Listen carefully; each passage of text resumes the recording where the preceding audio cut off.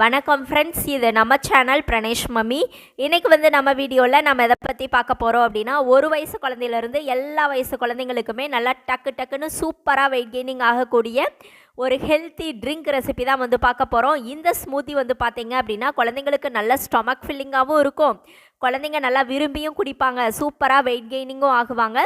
இது டக்குன்னு எப்படி ரெடி பண்ணுறதுன்னு பார்க்குறதுக்கு முன்னாடி இந்த வீடியோக்கு ஒரு லைக் பண்ணிடுங்க, ப்ளஸ் சப்ஸ்கிரைப் பண்ணிக்கோங்க. இப்போ வீடியோக்குள்ளே போகலாம். இப்போது டக்குன்னு வெயிட் கெய்னிங் ஆகக்கூடிய இந்த ஸ்மூத்தி செய்கிறதுக்கு ஒரு சாஸ்பேன் எடுத்துக்கோங்க. இதில் ஒரு 2 ஸ்பூன் அளவுக்கு கேழ்வரகு மாவு, ராகி மாவு எடுத்துக்கோங்க.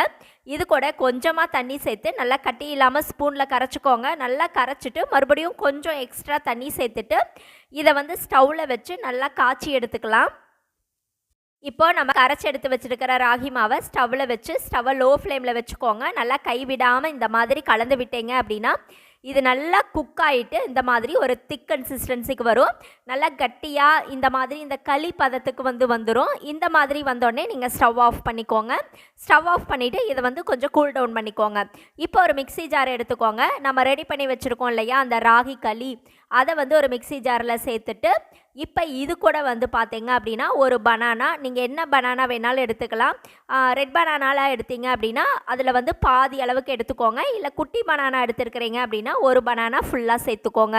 இப்போ இது கூட பனானாவும் சேர்த்துட்டு இது கூடவே பார்த்தீங்க அப்படின்னா நான் பாதாம் ஊற வச்சு மேலே இருக்கிற தோலெல்லாம் எடுத்துகிட்டு ஒரு 5 பாதாம் எடுத்து வச்சுருக்கேன், அதையும் இது கூடவே சேர்த்துக்கிறேன்.